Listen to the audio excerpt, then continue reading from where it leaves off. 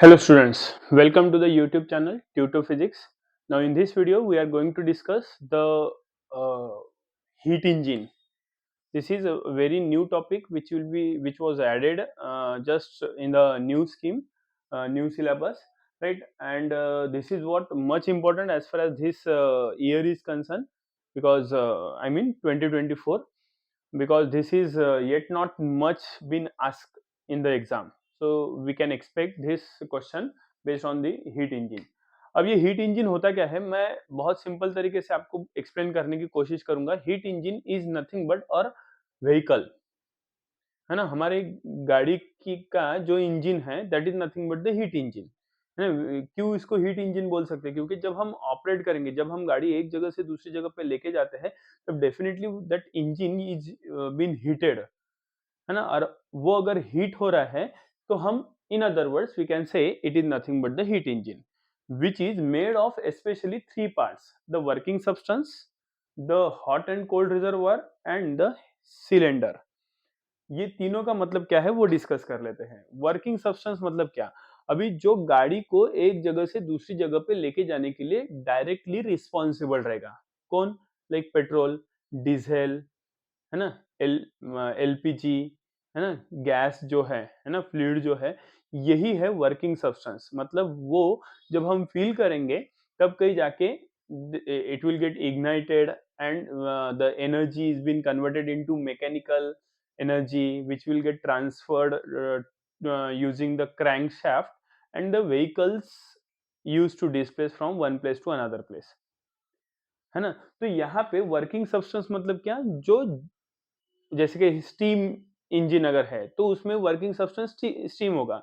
Diesel engine है तो diesel हो जाएगा, पेट्रोल इंजन है तो पेट्रोल हो जाएगा, है ना. हीट इंजन मतलब हीट से रिलेटेड है, तो हीट इंजन में हीट का यूज करके हम ऑब्जेक्ट को या व्हीकल को, इंजन को एक जगह से दूसरी जगह पे लेके जा सकते हैं. तो वर्किंग सब्सटेंस मतलब जो ऑब्जेक्ट को डिस्प्लेस करता है वो हो गया. Hot reservoir and cold reservoir. Hot और कोल्ड रिजर्वायर में यहाँ पे हॉट रिजर्वायर मतलब होता है, see here I have written the hot reservoir and the next is cold reservoir. Hot reservoir, इसका temperature, as its name implies the heat is been absorb from this hot reservoir at temperature TH, है ना. और TH पे जो heat energy रहेगी उस heat energy को हम बोलते हैं QH, hot reservoir energy, energy absorb from the hot reservoir. Cold reservoir की बात करते हैं तो कोल्ड रिजर्वायर की एनर्जी जो रहेगी that energy is nothing but QC, and the temperature is nothing but it is been sink. This is a sink and this is a source. इसको हम सोर्स कहते हैं और इसको हम सिंक कहते हैं. यहाँ पे हीट एनर्जी आके what you can say sink हो जाती है, that's why it is called as sink और कोल्ड रिजर्वायर. और ये sink of heat energy will be taken place at constant low temperature, तो इसीलिए कोल्ड टेम्परेचर TC हो गया. कोल्ड रिजर्वायर का टेम्परेचर TC, उसकी हीट एनर्जी इज QC. ठीक है. तो ये hot reservoir and cold reservoir. Hot reservoir से हीट एनर्जी एब्जॉर्ब की जाएगी eight constant temperature TH. Cold reservoir में वो भेजी जाएगी और will get dissipated. unwanted or unused heat energy will get dissipated into the cold reservoir which is at constant temperature TC. ठीक है.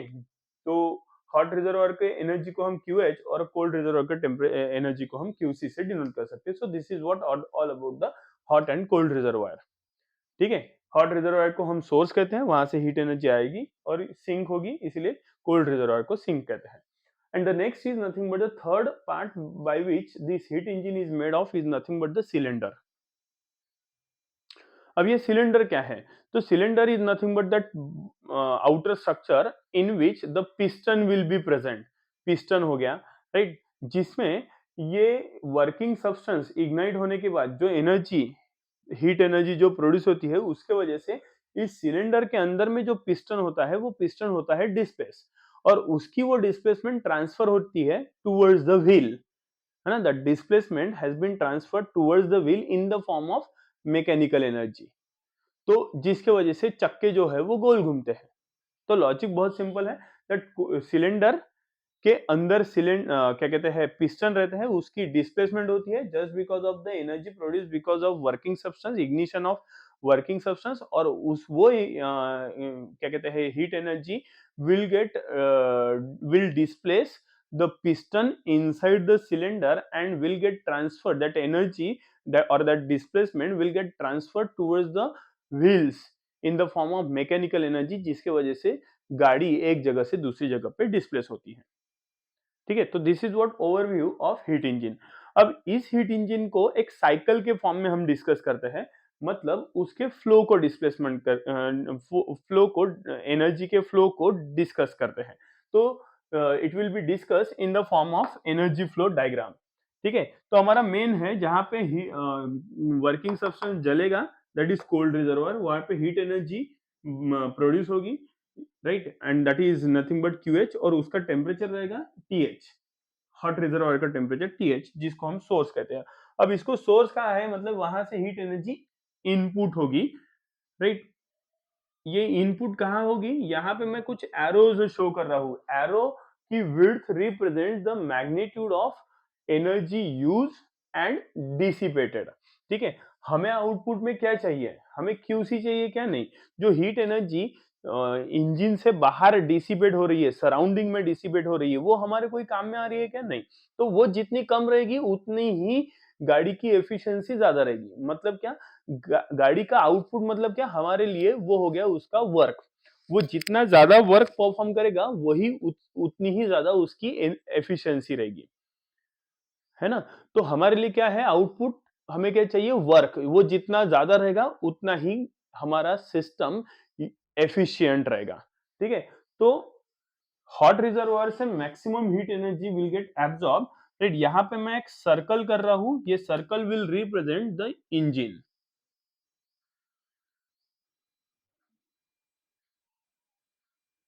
This is nothing but engine. अब ये circle की तरफ, मतलब इंजन ने क्या किया कि ये हीट एनर्जी को एब्सॉर्ब किया। तो ये एरो मैं यहाँ पे शो कर रहा हूं, ये एरो की विड्थ आप लोग ऑब्जर्व कर सकते हैं। This is quite healthy arrow, है ना। एरो जो है ये अच्छा खासा जाड़ा है, तो ये मैक्सिमम हीट एनर्जी यहाँ पे एब्सॉर्ब हो गई। अब इंजन जो है वो दो चीजें करेगा, एक तो गाड़ी को डिस्प्लेस करेगा, मतलब ऑब्जेक्ट को डिस्प्लेस करेगा। वो ऑब्जेक्ट को डिस्प्लेस कर रहा है, इसका मतलब डिस्प्लेसमेंट हो रही है, और डिस्प्लेसमेंट हो रही है मतलब उसके ऊपर कोई तो भी फोर्स एक्सर्ट हो रहा है, और उस फोर्स के कारण डिस्प्लेसमेंट हो रही है। और फोर्स इनटू डिस्प्लेसमेंट होता है work, that means it is performing certain work. तो यहां से इस एरो का कुछ पोर्शन जो है ये हम बाहर के तरफ निकालते हैं,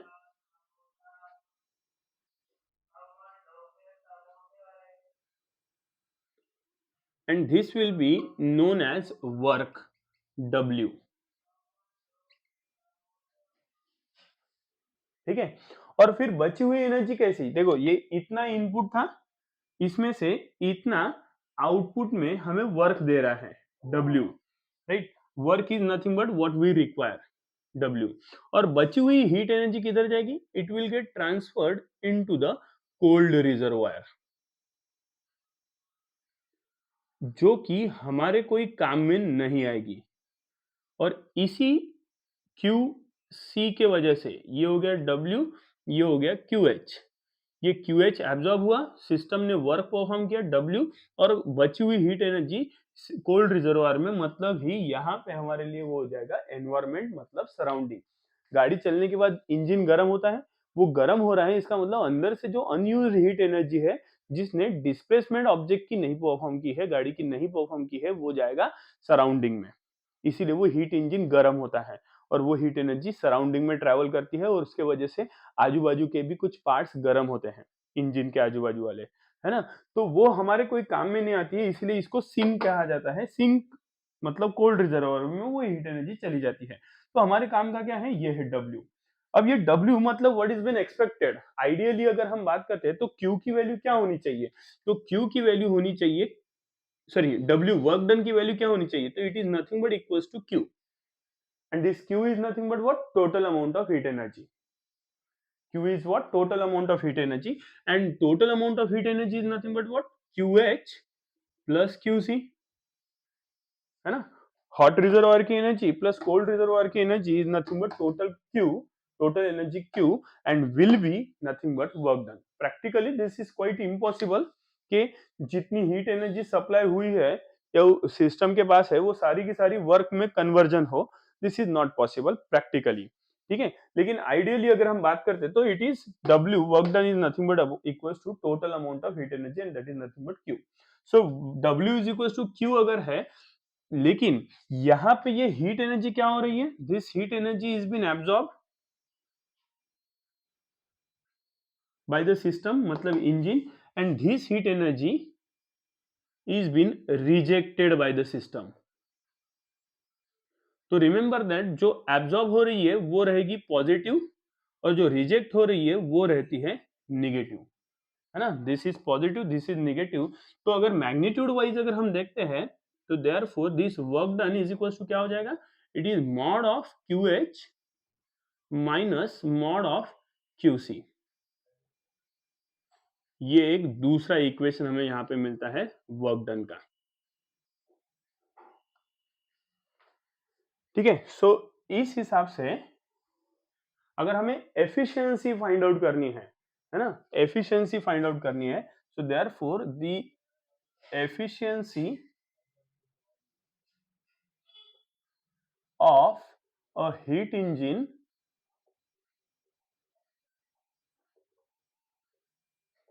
is, efficiency of heat engine क्या हो जाएगी, ईटा, विच इज इक्वल्स टू हमें आउटपुट. ईटा एक्चुअली होता क्या, मतलब एफिशिएंसी को हम ईटा से डिनोट करते हैं. फॉर्मूला लिखता हूं मैं पहले, efficiency is equals to output by input. ठीक है, तो एफिशिएंसी इज डिनोटेड बाय ईटा.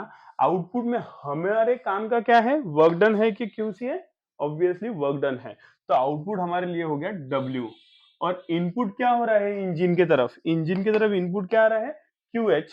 तो W अपॉन QH हो गया. This is nothing but efficiency. I will call this as equation number 1. But what is W? तो W is equals to Q which is nothing but equals to QC plus QH and magnitude के term में, mod के term में अगर हम लिखते हैं तो W is nothing but equals to QC. कैसी है, ओके मैं पहले QH लिख देता हूं. This is QH and this is QC. यहाँ पे चलेगा, लेकिन यहाँ पे क्या हो रहा है, QH जो है वो एब्जॉर्ब हो रहा है, तो एब्जॉर्ब हो रहा है मतलब पॉजिटिव रहेगा, तो it is mod of QH, right. और QC कैसे हो रहा है, QC is been rejected, reject हो रही है मतलब माइनस, है ना, तो negative mod of QC. Mod के टर्म में लिखेंगे तो माइनस साइन आएगा, बिना मॉड के लिखेंगे तो प्लस आएगा, है ना, ये ध्यान में रखना है. तो ये दो इक्वेशंस के टर्म में हम एफिशिएंसी को रिप्रेजेंट कर सकते हैं. अब ये वाला W का इक्वेशन यहाँ पे पुट अप कर सकते हैं, है ना. तो यहाँ पे अगर हम पुट करते हैं तो what will gate, therefore eta, that means from equation 1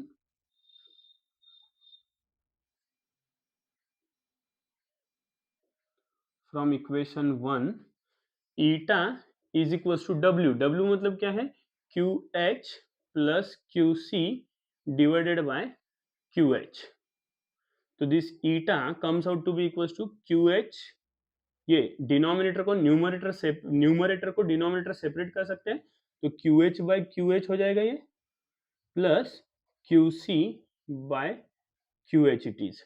ये QH यहाँ पे कैंसल, तो eta is equals to 1 plus QC by QH हो जाएगा and this is the efficiency. You can call equation number 2 here.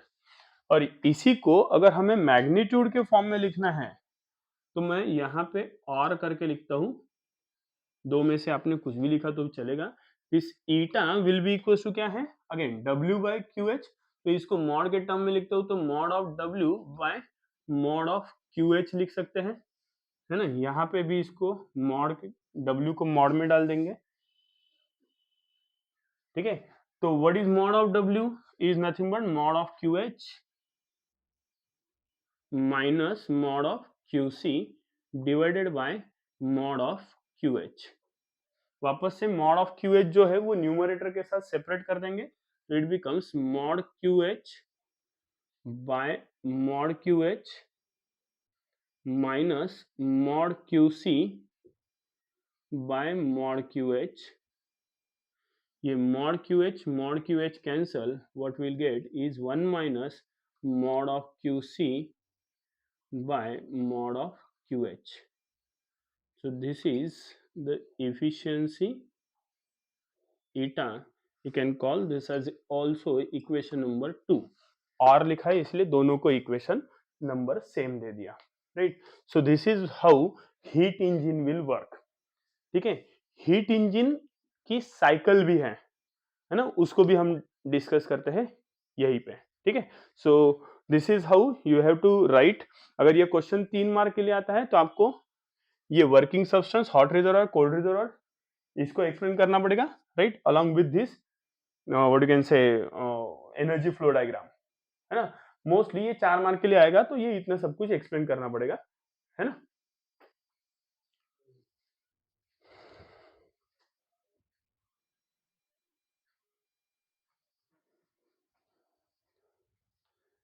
Okay, so now we will discuss the heat engine cycle and its PV diagram.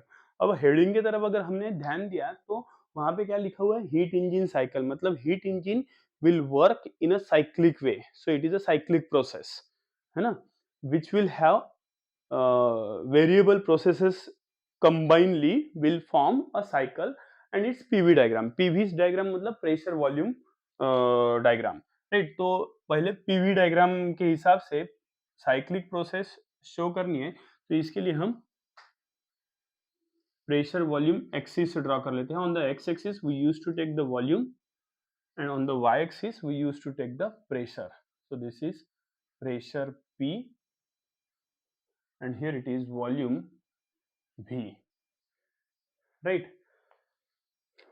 अब यहाँ पे हमने अभी तक के जो डिस्कस किया, सबसे पहले क्या होता है, हीट का एब्जॉर्प्शन, फिर क्या होता है, वर्क डन, फिर क्या होगा, वर्क होने के बाद जो अनयूज हीट एनर्जी है वो रिजेक्ट होगी, फिर वापस से हीट का एब्जॉर्प्शन होगा, है ना. तो इस केस में ये एक साइक्लिक प्रोसेस परफॉर्म कर रही है. तो किस तरीके से परफॉर्म करती है, ध्यान देंगे. जब वो इनिशियली हीट एनर्जी को एब्जॉर्ब करेगी तो बहुत लॉजिकल है, हीट एनर्जी का एब्जॉर्प्शन होगा मतलब उसका टेम्परेचर बढ़ेगा, है ना. हीट एनर्जी का absorption will be taken place at constant pressure, sorry constant volume. तो ये एक पॉइंट हम यहाँ पे कंसिडर करते हैं जिसको ए नाम देते हैं, राइट. यहाँ पे इस पॉइंट से हमारी साइकिल स्टार्ट करेंगे, राइट, जहां पे पहले हीट का एब्जॉर्प्शन होगा. तो हीट का अगर एब्जॉर्प्शन होगा तो डेफिनेटली टेम्परेचर बढ़ेगा, है ना. और टेम्परेचर के बढ़ने की वजह से this is a constant volume process, तो वॉल्यूम कांस्टेंट रहेगा लेकिन प्रेशर चेंज होगा, है ना. टेम्परेचर के बढ़ने की वजह से प्रेशर अगर चेंज हो रहा है तो it is nothing but according to the Gay Lussac's law, है ना. Pressure and temperature they are directly proportional. तो प्रेशर अगर, टेम्परेचर अगर बढ़ रहा है तो प्रेशर भी बढ़ेगा. तो ये हो गई, ये यहाँ पे सिस्टम ए से बी तक के पहुंची, जिसमें सिस्टम ने हीट एनर्जी का एब्जॉर्प्शन किया है,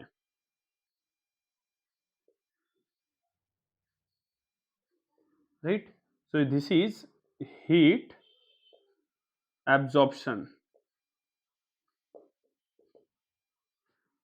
है ना. And it is eight constant volume. यहाँ पे अगर आप देखेंगे प्रेशर, टेम्परेचर,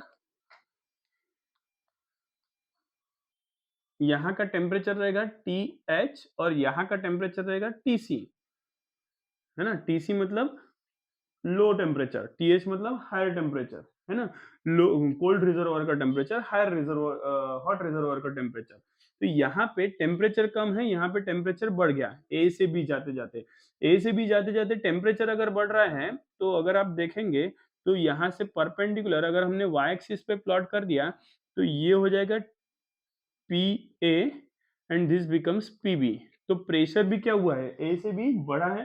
प्रेशर, टेम्परेचर बढ़ने की वजह से प्रेशर बढ़ा है, इसका मतलब A to B ये क्या हो गई, this is pressure is directly proportional to temperature and in this case the volume is constant, है ना. वॉल्यूम क्या है, VA is equal to V B equal है, तो वॉल्यूम कांस्टेंट है at v is equal to constant, तो this is nothing but Gay-Lussac's law satisfy हो रहा है यहाँ पे, राइट।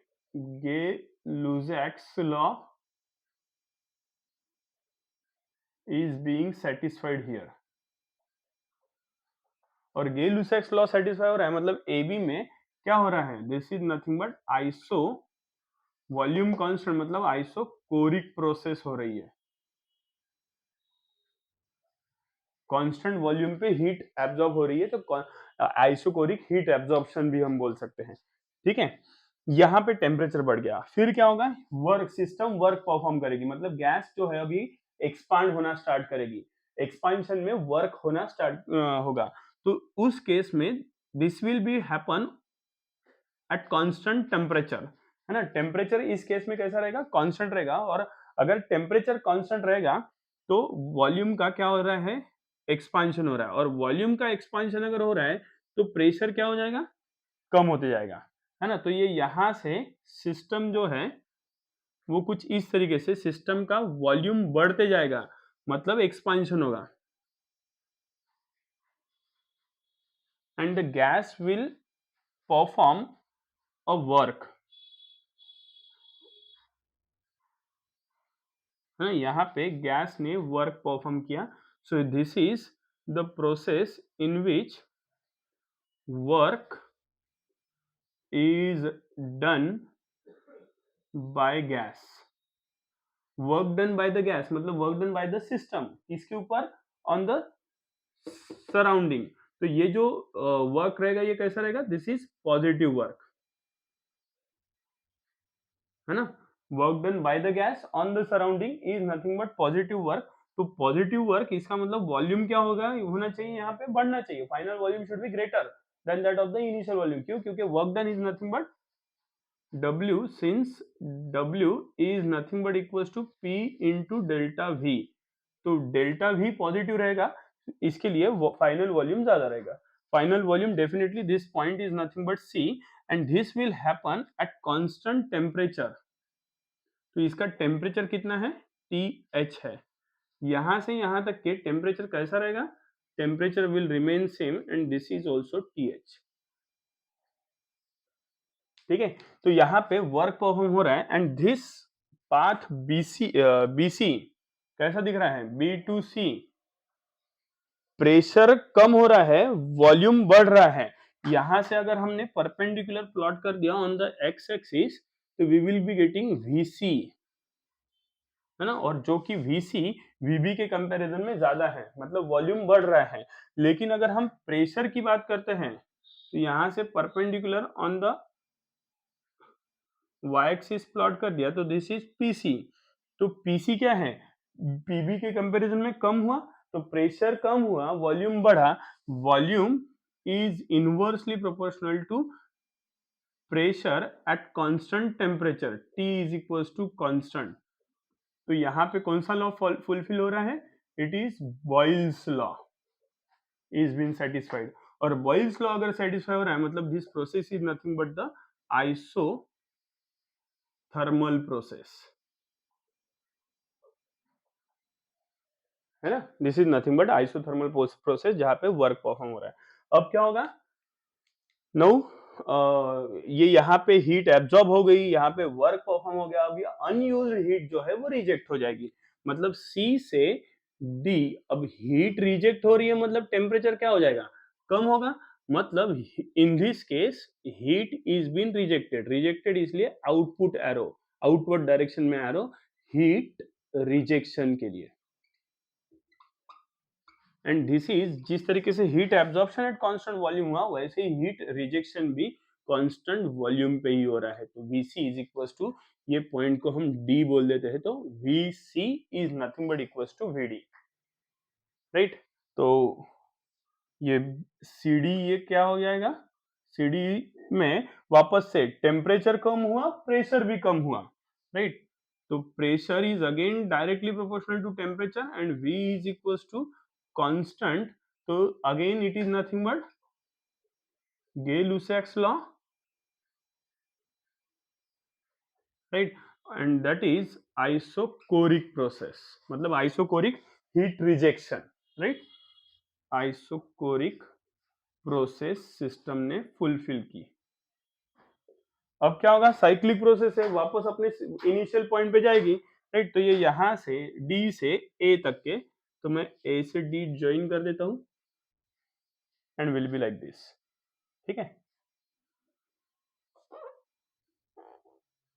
पॉइंट डी को थोड़ा सा नीचे ले लेते हैं,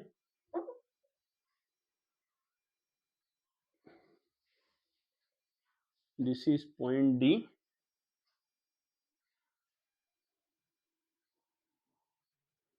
तो सिस्टम जो है ये डी से इस तरीके से जाएगी, है ना, ए से बी, बी से सी, सी से डी, जहां पे टेम्परेचर कम हुआ, टेम्परेचर कम हुआ मतलब टेम्परेचर कितना रहेगा यहाँ पे TC, और ये कांस्टेंट टेम्परेचर पे ही हो रहा है, इधर तक के टेम्परेचर कांस्टेंट है। तो ये D2C क्या हो रहा है, D2A is nothing but volume कम हो रहा है, वॉल्यूम कम हो रहा है मतलब कंप्रेशन हो रहा है, गैस का यहाँ पे D2A कंप्रेशन होगा, मतलब कंप्रेशन अगर हो रहा है तो वर्क इज डन,